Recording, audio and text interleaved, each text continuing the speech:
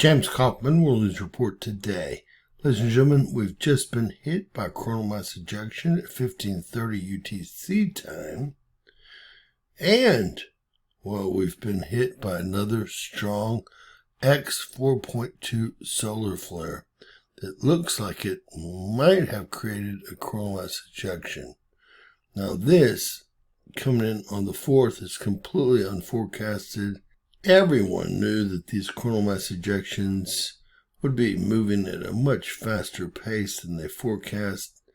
It's hard to tell how many CMEs are going to actually hit Earth based on all the M flaring and X flaring that we've seen over the last 3 or 4 days. But it's not going to be the 2 that they've outlined. The 2 impacts for the 6th and 8th that are currently outlined and forecast by both NASA and NOAA do not include today's directly Earth-facing X 4.2 solar flare. So this is going to be a crazy week, and this is just the very start of it. Definitely a CME impact, completely unforecasted, and definitely another directly Earth-facing X 4.2 solar flare. Stick with me and we'll take a look at everything.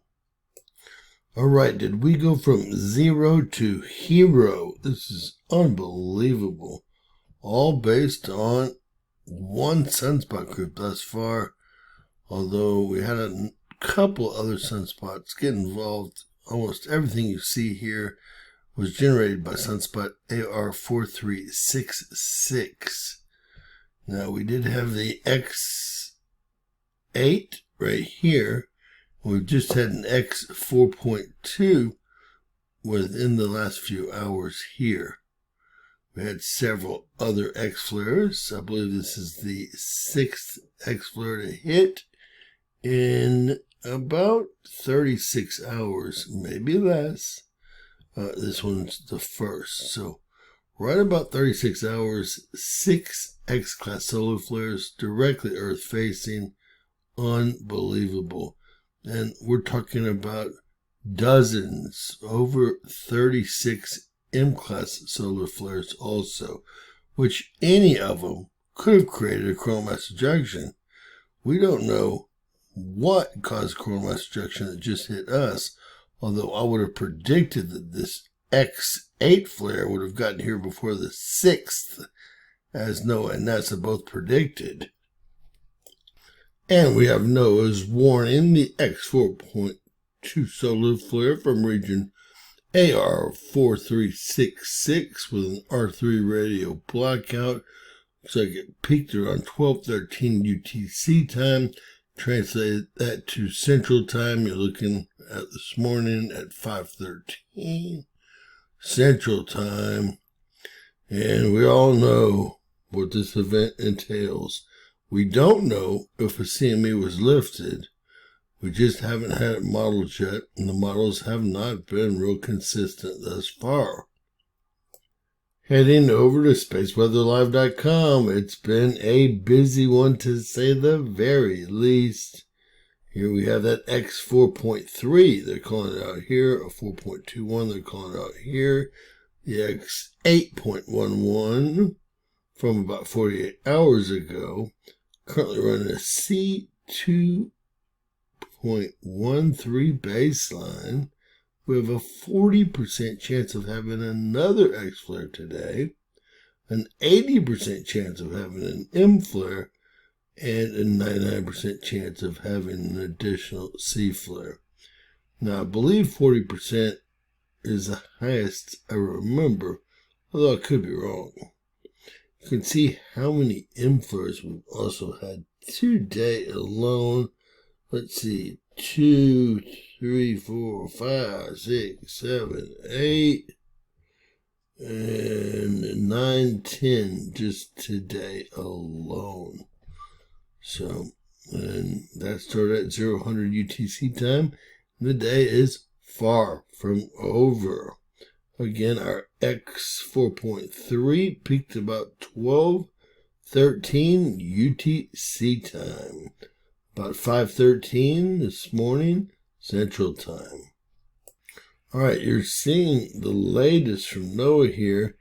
The second bump in the road that looks like occurs on the 8th, going into the 9th, really on the 8th. Well, that was from the actual CME, i.e. solar flare from yesterday. The X flare from yesterday. Not the X flare from today. That has not been modeled. The larger bump you see here is an M flare, or an X1 flare, followed by the X8. None of these are pushing a lot of plasma towards Earth. Everything's below 25 centimeters in plasma. What's funny is we've just been hit by a CME, and today is the 4th up here, and it is stronger than what they're predicting for our X-class solar flares here. Now, I don't know what caused it. I don't think we'll ever know what caused it, but we just got hit, as I will prove, by a CME right here in the middle of the day on the 4th. I expect this to be one hit after another, and I think that these are what we call lazy models, to say the very least. All right, headed over to NASA's Parker Spiral. Regularly a better situation. They have the last two flares missing really Earth and, well, I guess a glancing blow to Earth, along with this plasma coming around here, a direct hit.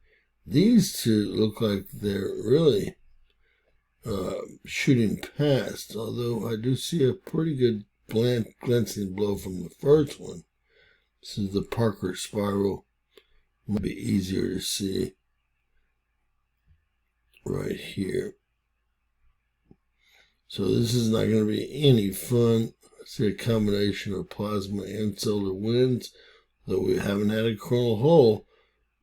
Solar winds will be pushed in front of the plasma at higher speeds than regular. Head over to HMI intensigram. Luckily, we've had 4362 calm down. It's beta gamma yesterday. It's a simple sunspot today. We've got a lot of Earth-facing sunspots, including our big friend 4366, and it has grown in size. A lot of these coming around the limb right now look like they could become complex. Altogether, it looks like we have about 9 sunspots Earth-facing. There's going to be additional sunspots named that are coming around the limb currently, but right now we have 9 sunspots named, and several of these that have come around lately, the limb lately, well, they look like they want to become more complex. Nothing looks like 4366 though. Wow. Okay, over to GOES 19 solar ultraviolet imager, 195 angstroms. AR. There it is. That was the X flare. How quickly it occurred. AR 4366 is so busy, it's constantly creating an M flare, as you can see. But the X flare is distinctive, and it lit my eyes up. It's going to light Earth up. Take a look at exactly what it did, but this is an ongoing M flare, it looks like, just about, with some short pauses. We're going to get it right about, there it was. So y'all definitely got to see that X flare. Also wanted to show y'all some of these solar tornadoes coming around with some of these more active sunspots, and show you how active these sunspots here are that I keep telling y'all are going to become, well, complex sunspots very shortly. This was the one that was beta gamma yesterday. It's laid off a bit. These are becoming more complex and are probably already more complex and need to be upgraded. All right, we did have a pretty good hit with electrons late yesterday, as you can see, And overnight, obviously, the sun was not pounding on the United States, but you can see that over the last few hours, that has changed, and we're light bright yellow, which brings us up to about 60, maybe in some parts up to about 70. That's right, electrons per meter. So that's a really, really high count. And none of this is good for anyone. Can't believe we haven't seen a polar cap absorption event or a solar storm, the same thing as a proton storm yet. That is the amazing part right there. All right, taking a look at our D region absorption prediction center. Get ready, here it comes. Bang! That was our X flare at about 12:13. Looks like it peaked. And we'll see what happens the rest of the day. You can see it's a constant stream of X-ray radiation at Earth. Take one last look at that X flare. It was mostly over the South Atlantic anomaly again. Almost perfectly situated. That's about 3 in 3 days. It means we have a lot of radiation in the form of X-ray radiation seeping through that hole in our atmosphere, which can't be any good for anyone. And we're seeing that basic M flare baseline the whole time, although we have jumped down to a C flare baseline just within the last hour or so. So this is not pretty for anyone, but it is reality. We're being fried like eggs in a pan, ladies and gentlemen. All right, over to NOAA's KP index breakdown. It's a forecast for February 4th today, February 5th tomorrow, and February 6th. They had a G1, I guess based on that X 8.11 solar flare, hitting late tomorrow on the 5th and into the 6th. Everything else is a 1. Well, ladies and gentlemen, we're at a KP4 currently, and I think we're going to be going up higher. It looks like we just got hit by a CME, so I think the next shoe to drop on our KP index is going to be a geomagnetic storm. I think we already have that. Let's take a look real quick again. So, ladies and gentlemen, we have a G1 registering on both our Boulder and College indexes and a geomagnetic disturbance registering on our Fredericksburg and estimated planetary indexes. Makes perfect sense. I think the next shoe to drop is going to be an even stronger geomagnetic situation. Now, taking a look at the backside of our sun, being this area right here and this area right here. Well, we have quite a few sunspots coming around almost directly on the back of the sun in this picture, but it's a day and a half old, so they're going to be much closer to the limb and much closer to coming around and being named. Looks like altogether we have 5 different sunspot groups: 006, 007, 008, 009, and 010. You can see some of them. The darker they are, the more impressive that they do look. This is 006 here. This is 009 here. And this is 010 here.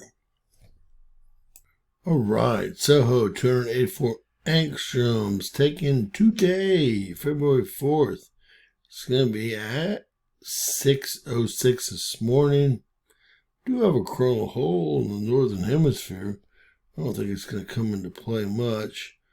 I told you some of these sunspots are looking like they want to become more complex. If that's a Delta class sunspot, that soon will be as well. Bad position for it as well. That was a beta gamma complex sunspot yesterday. It has sizzled out quite a bit. Thank God we had 2 Earth-facing busy sunspots yesterday. We have a little coronal hole here. I don't think it'll be very effective with all these M flares, but whatever solar winds are in play are going to be pushed hard into Earth by all the coronal mass ejections. Now we're going to take a look at the impact here on Discover, but real quick, as we discussed, black over the white in the northern hemisphere, reverse polarity sunspot. It should always be white over black, as you see over here. In the northern half of the sun, the southern half, it should be black over white. Here we're seeing the opposite, white over black, a reverse polarity sunspot. I think that this is probably a sunspot that needs to be upgraded. They probably haven't taken a close look at it yet. Just looking at it, I see reverse polarity sunspots. Looks like most of it is reverse polarity. Now, white over black, northern hemisphere, is how it's supposed to look. And black over white in the southern hemisphere, can't make that argument here very well, is how it's supposed to look. This is STO HMI magnetogram image. Helps us really see how complex these sunspots are. All right, we got some bad stuff going on here. Everyone can see the impact right here, about 1530, maybe 1430. And we've got plasma jumping up to over 20. There's actually some marks much higher. That mark right there and that one above here that I can't grab. But this is 21 right here, already stronger than they predicted the X flare to come in at. Other bad things I see happening here are our shields were barely above 1. Positive shields were up, and now they're being pushed down by the plasma. They're not going to do very much for us whatsoever. The other bad thing we see here is they have a southern tilt to them. Our 5 GSM is well tilted south, and that means that anything that hits Earth is going to give us more havoc than if our shields were up and the tilt of those shields was northern. Now, we see the plasma jump from, let's see, about 1.69 to over 21. We just can't grab these two. And it is currently below special weather threshold, although there were some readings in here. Let's see if we can pull any. Well, this is the main impact right here. You can also see the solar winds and the temperature. Solar winds jump up from 315 all the way to, well, I guess they're continuing to go up. 465. I don't know if anything's going to be higher than 465. 465 seems pretty high. 450, 456, so 315 to 465. An incredible bounce in solar winds, and those were pushed in front of this coronal mass ejection impact here. All right, temperature also rose with the plasma. We're still at elevated plasma levels, but this is not a strong CME. Although it did register at over 20, really higher than that. I just can't grab a few of these indicators. Take a look at ACE and the planets, and we'll call it a day. Well, really not a day.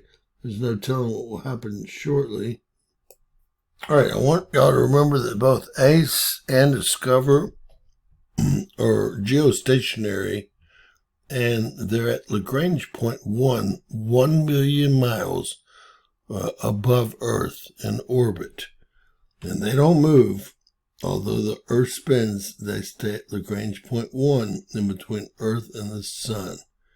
Takes about anywhere from 30 to 90 minutes after we see the space weather on these two satellites for that space weather to reach Earth. We're seeing the same exact stuff here. We're starting to lose our shields here, although they've come up nicely. We had plasma here, very hard to read, 20 to 30 range. A little bit more plasma here. Solar winds were pushed up to 465 from 315, and we can see elevated temperatures here as well. All right, finally looking at the planettoday.com, you can see Earth over here by itself, the moon behind it. You can say this is some sort of a lineup with Mercury, Venus, and Mars, but not much of one. We actually still have a geomagnetic connection to Uranus, still pink here, and a very healthy geomagnetic connection to Jupiter. Now, this lineup will become less intense tomorrow as the moon moves to the side here. I don't see any lineups anytime soon here. Remember, the most important part of one of these lineups is the moon. And I don't see anything that's too interesting. Let's see if we can get right here. Alright, so that's going to be on March 4th. We've got a really nice lineup here. March 4th, we've got the moon, Earth, Mercury, the sun, Venus, Saturn, and Neptune. Now that's a nice lineup. And again, that's going to be the 4th of March. So we'll keep our eyes open in and around that date. Our watch period will be from the 3rd to the 5th, and maybe extended to the 6th. That said, God bless you guys. Get ready to rock and roll. I foresee 4 or 5, maybe more coronal mass ejections hitting Earth, and I don't do very well with them. And I know a lot of you guys don't either. Please share our video. Please leave in the comments if this is affecting you in any way now that the powers that be have admitted that the solar flares make people angry, make people have, well, can increase their risk of heart attack, can increase their risk of stroke. Usually you see hospitalizations go up during periods like this by quite a bit, measurable amounts. And, well, this is no walk in the park for anything that's living. We're getting bombarded by X-rays, electrons, photons, you name it. We're getting hit by it, okay? All of the heavy plasma particles that are inbound. And hey, we're electrical beings, so everything we do is based on electricity, and this is an electric solar system. So you can imagine, well, there's a very good chance that it could affect us individually, and probably in different ways. Please share, thumbs up, and always remember, anything's possible. Bizarro world.